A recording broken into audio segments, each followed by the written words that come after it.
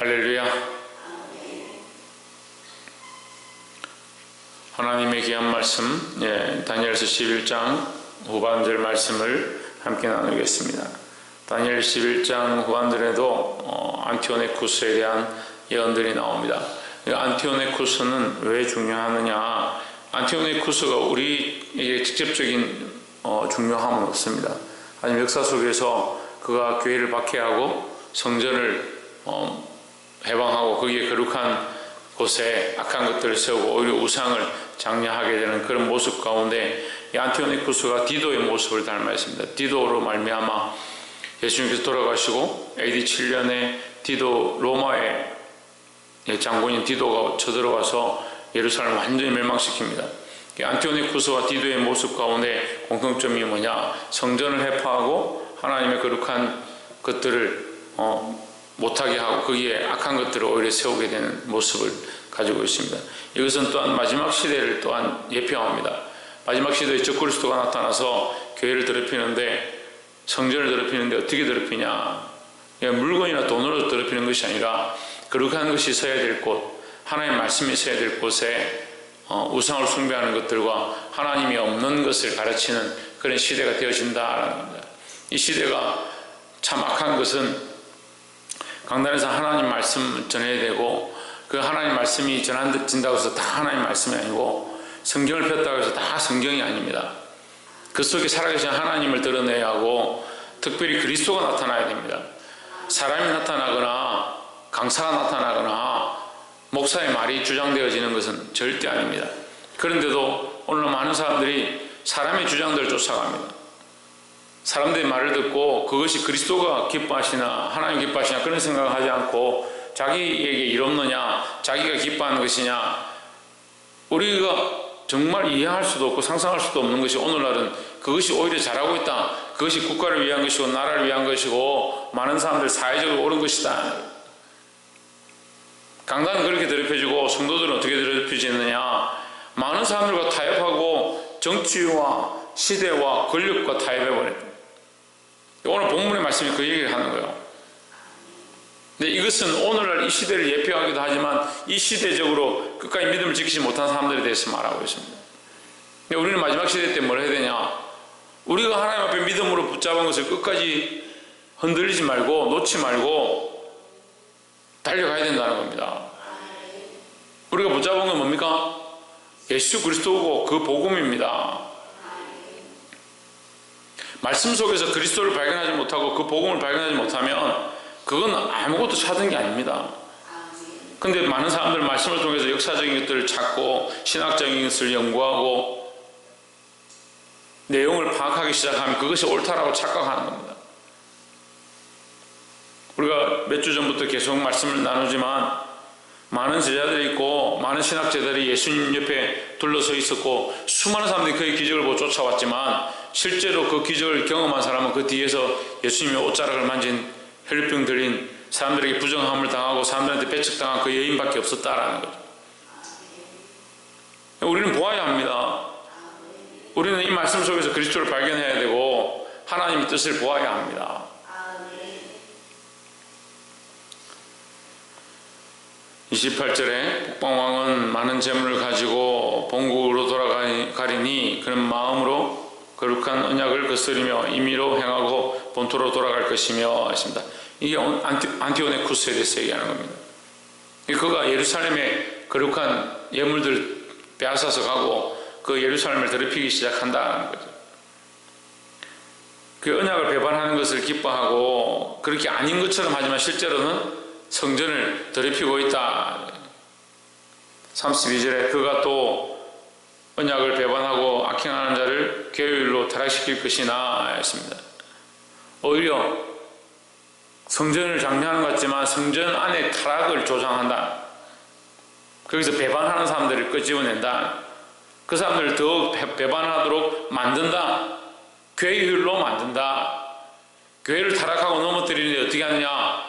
우리가 그냥 사단이 이빨을 드러내고 피를 흘리고 예수 믿지 않고 예수 믿는 척하고 사단에게 굴복한 사람들이 교회 안에 어떤 사람 얼굴 벌겋게 바뀐다든지 뭐 피를 줄줄 흘린다든지 그렇게 하면 저 사람은 사단에게 넘어간 사람, 저 사람은 타락한 사람, 우리가 얼마든지 구별할 수 있잖아요.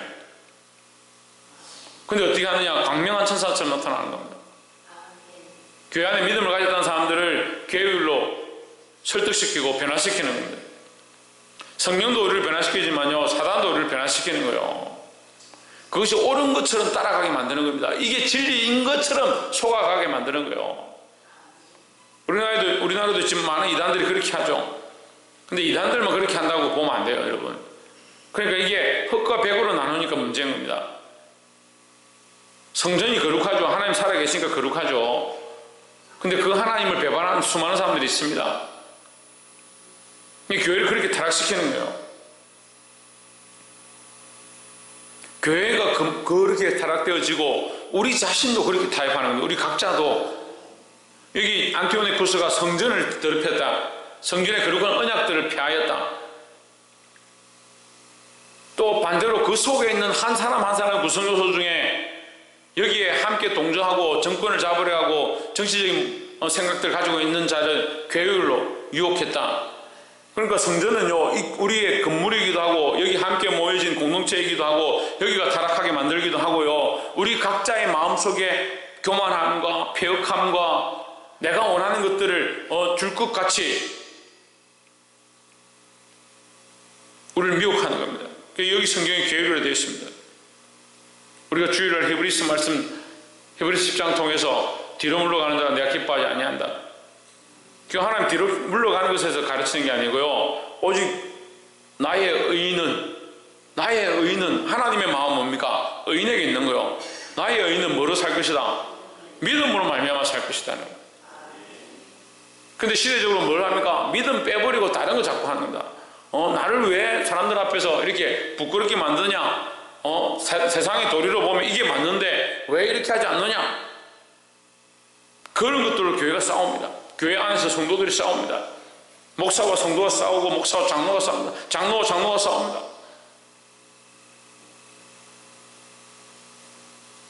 그 하나님 없는 짓들을 하는 겁니다.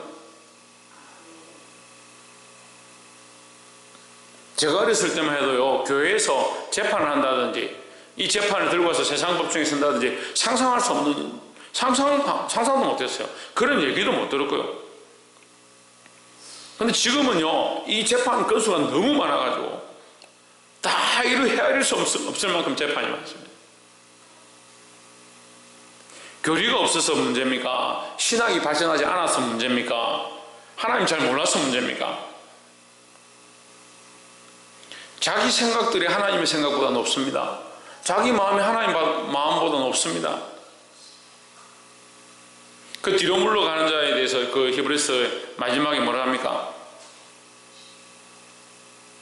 침륜에 빠진다. 침륜. 하나님의 거룩한 섭리도요, 경륜이라 하는 겁니다. 근데 하나님의 섭리를 닮은 것이 뭐냐? 마귀의 역사입니다. 저는 섭리란 말을 하고 싶지 않고요, 마귀의 역사인데 마귀도 역사하는 겁니다. 마귀도 하나님 역사하시는 것처럼 역사하는 거예요. 계시록에 보면 사단이 어떻게 하느냐, 짐승을 살려내는데 그가 죽었다가 다시 죽임을 당했다가 살아난 것처럼 되었더라 하는데, 죽임을 당했다 살아나는 모습이 누구냐면 예수님의 모습입니다. 저 그리스도가 그렇게 나타나는 거예요. 그런 기적과 역사를 가지고 나타나는 거예요. 그러니까 우리가 다 옳다 하는 게 옳은 게 아니에요.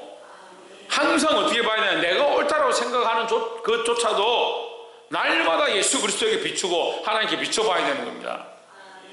그럼 믿음이 머무르는 사람들은 옛날에 내가 이거 옳다 생각했는데 지금도 여전히 옳지, 그렇게 생각하고 있는 거예요. 옳지요. 우리가 믿음을 붙잡은 거 옳지요. 하지만 날마다 누구에게 비춰야 되냐? 하나님께 비추고 그리스도에게 비춰봐야 된다는 거예요.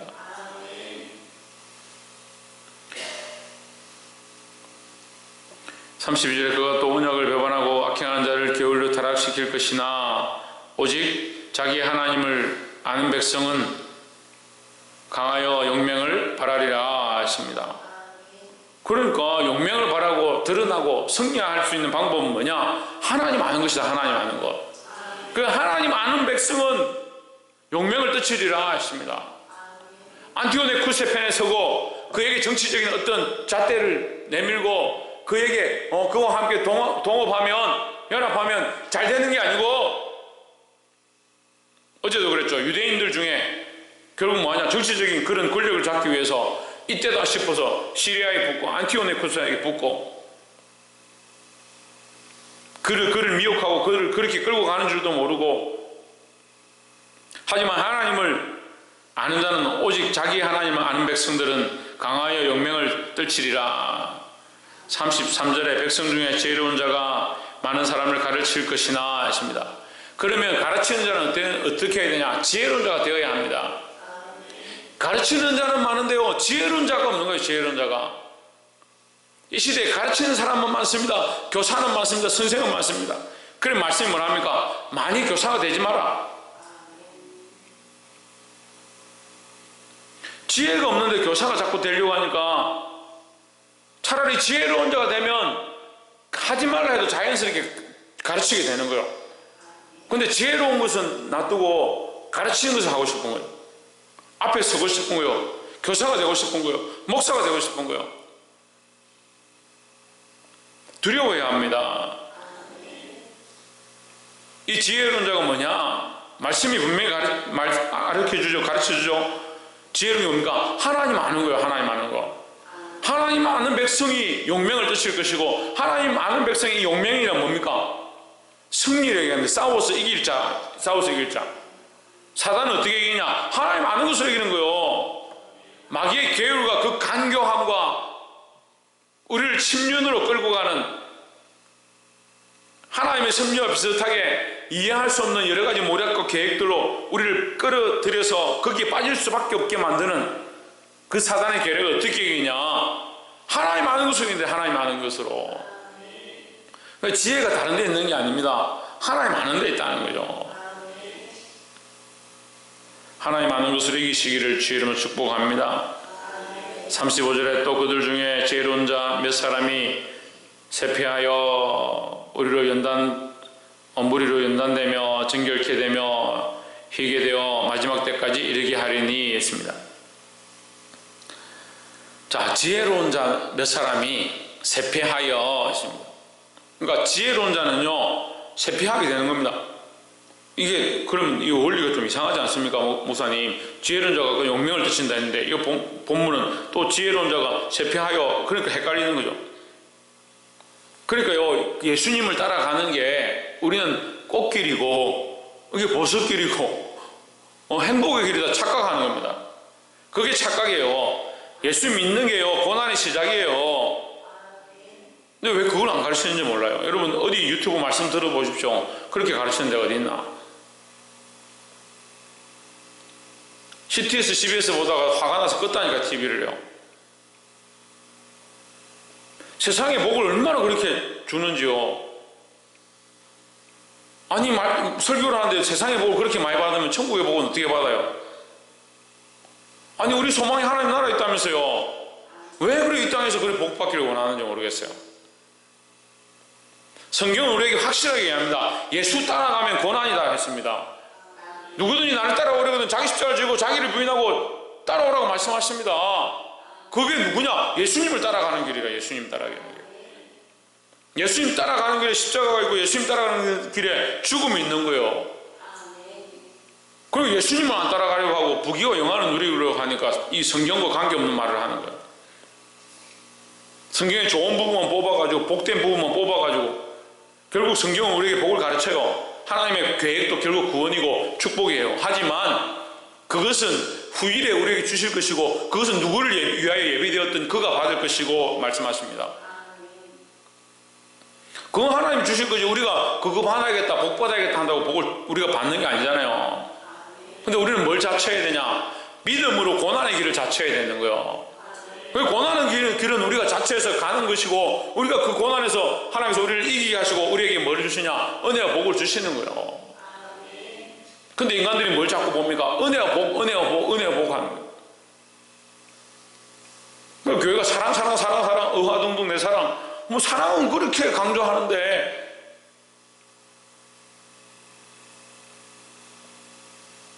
이 십자가와 고난을 모른다. 십자가와 고난을 모른다. 그래서 어떻게 보면 천국에 가서 예수님의 피 흘리고 가시관 쓰고 다 떨어진 옷을 입고 있으면 예수님 아이고 나 모르는 사람입니다. 그렇게 할 수도 있어요. 그렇게 할 수도 있다니까요. 그러니까 성전에 거지가 들어왔는데 쫓아내가지고 그 거지가 들어갈 데가 없다고 그렇게 하는데 밖에 누가 서 계시냐? 예수님이 서 계시는데 당신은 왜 안 들어갑니까? 그러니까 나도 쫓겨났다.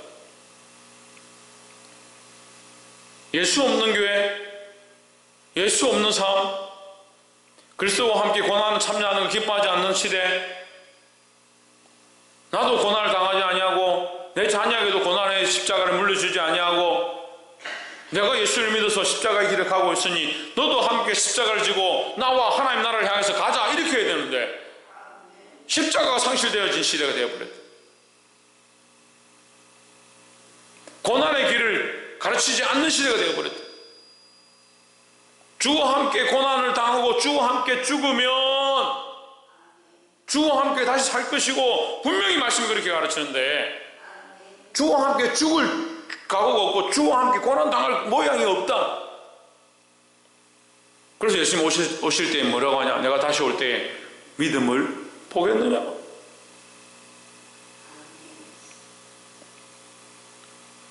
몇 사람이 쇠퇴하여 지혜로운 자들이 쇠퇴한다. 지혜로운 자들이 고난을 당한다. 그러나 우리는 어떻게 되냐? 연단되며 정결하게 되며 희게 되어 마지막 때까지 이를 것이다. 고난 속에 뭐가 있냐? 고난 속에 희게함과 연단함과 정결케 함이 있다는 거죠. 우리는 후패하여도 우리의 육신은 후패하여도 따라합시다. 우리 육신은 후패하여도 우리의 속사람은 날로 새롭도다. 할렐루야. 이거 제가 하는 말이 아니에요. 제 지혜로 이렇게 어떻게 말씀을 전해요. 우리의 그 사람은 후패하고 썩어지고 여기 성경에 쇠퇴하여 뒤로 물러가는 것처럼 보이지만 우리의 속사람은 세상이 보기에 저 사람 망했구나, 저 교회 하더니 안 되는구나, 저 예수 따라가더니 저렇게 망하는구나 보이지만 우리의 속사람은 날마다 새롭다는 거예요. 날마다. 이 원리를 아시고 승리하기를 주의 이름으로 축복합니다. 36절에 이왕이 자기 뜻대로 행하며 스스로 높여 모든 신보다 크다 하며 비상한 말로 신들의 신을 대적하며 형통하기를 분노하심이 쉴 때까지 하리니 이는 그가 작정된 일이 반드시 이룰 것임이라. 자, 우리가 이제 마지막 말씀 나누고자 하는데 이 안티오니쿠스가 얼마나 잘되고 많은 나라를 다스리는지 사람들이 그를 부러워하는 겁니다. 하지만 우리는요 세상의 흥함을 부러워할 필요가 없다는 거죠. 우리가 십자가를 지고 주님을 따라가니까 세상의 명예와 세상의 흥함을 바라보고 부러워할 것이 아니고 우리는 믿음의 싸움을 싸운다는 거죠. 결국 이 안티오니쿠스는 36절에 기록된 것처럼 반드시 이 분노하심이 있다. 그 하나님께서 그를 심판하심이 있다. 자기가 스스로 높아지고 스스로 교만해지고 스스로 하나님을 배반하고 신들 위에 올라가려고 하는 이 모습 가운데 결국 멸망하게 될 것이다 하는 거죠. 그러니까 세상에 그들이 교만하고 높아지고 세상에 많은 사람들이 스스로 자기를 높이는 것들에 대해서 우리가 부러워할 필요가 없습니다. 주님 오실 때까지, 주님 오시면 반드시 이 모든 것이 끝나고 45절에 보면 그가 장막 궁전을 바다와 영화롭고 거룩한 산 사이에 베풀 것이나, 궁전을 베풀어가 얼마나 멋지고 아름답게 하는지 바다와 영화롭고 거룩한 산까지 전부 장막으로 덮을 만큼 그런 권세를 가졌다는 거예요.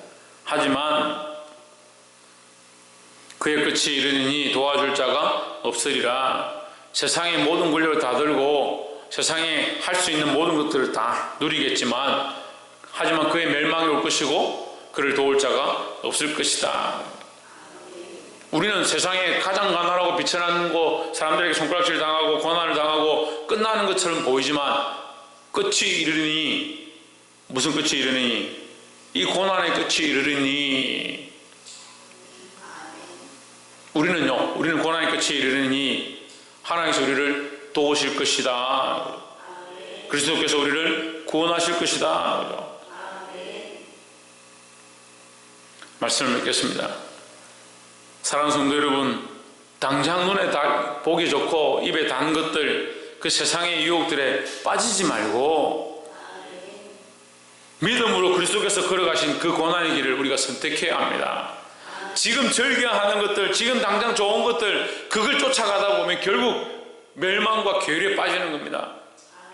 그리스도를 따라가고 그 십자가를 따라가고 이 멸망할 세상 가운데 우리를 다시 살리실 하나님의 그 영광을 바라보시기를 주의 이름으로 축복합니다. 기도하겠습니다.